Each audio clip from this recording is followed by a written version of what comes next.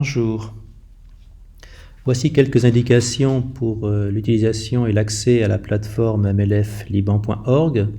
Le plus simple, c'est à partir d'un moteur de recherche d'entrer sur le Drive Google de la plateforme. Donc, je fais une recherche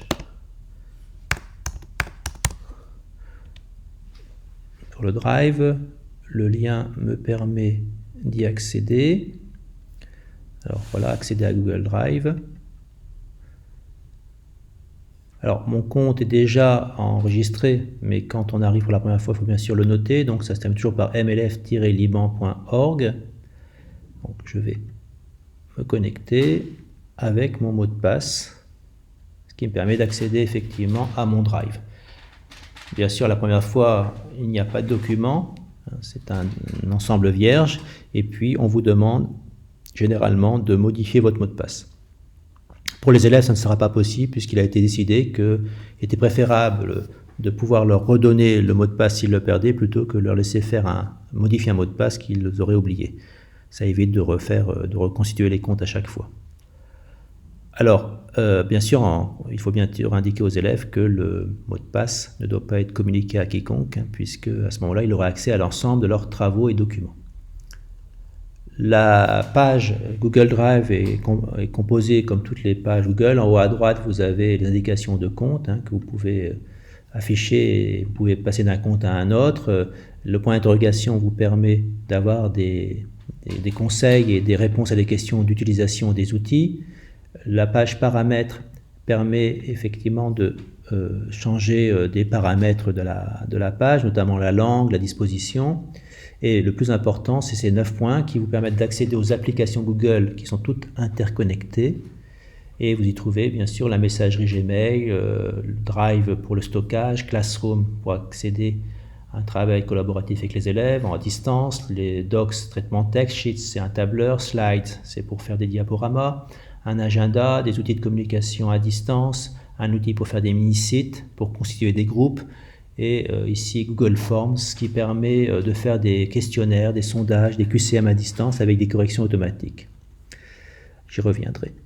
Alors, quand on est sur le Drive, on peut facilement ajouter avec la fonction plus nouveau en haut à gauche, ajouter un document, un dossier ou un fichier qui est importé depuis son poste ou un disque dur. Mais bien sûr, on peut créer un document ici par exemple traitement de texte, document vierge.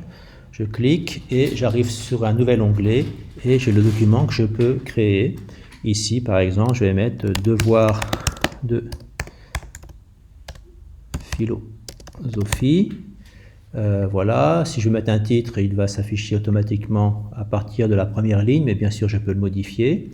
J'ai toutes les fonctionnalités d'un traitement de texte et toutes les modifications sont enregistrées et je peux donc voir ce qui s'est fait auparavant et bien sûr je n'ai pas besoin d'enregistrer. Alors, le document peut être partagé avec un autre élève, avec un groupe, etc. Et je vais donc ici saisir le nom d'un collègue, par exemple d'histoire-géographie, avec qui je vais partager ce devoir en mettant un petit message, voici le texte, et je peux l'envoyer. Il le recevra avec une notification par son compte Gmail, mais je peux lui envoyer en lui permettant de modifier le document, simplement de le commenter ou simplement de le lire. Voilà, et ici je vais annuler. Et ce qu'il faut savoir aussi, c'est que quand je reçois un document, quand j'envoie un document, la personne qui le reçoit peut ajouter un commentaire sur une partie du texte, elle surligne la partie, elle ajoute plus commentaire, et voilà, elle peut dire cela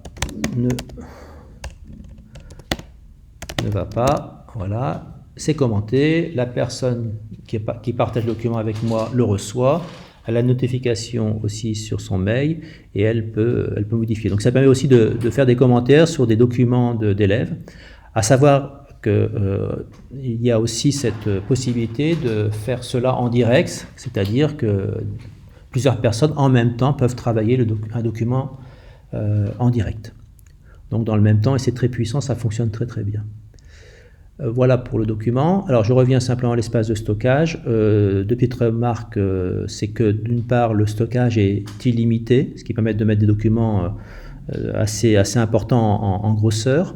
Et puis là vous avez un dossier Classroom parce que j'ai déjà commencé à travailler sur Classroom et donc j'ai parcours l'ensemble des documents qui ont été enregistrés.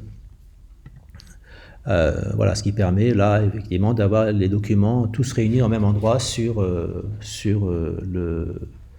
Drive. Voilà pour présenter rapidement, à très bientôt.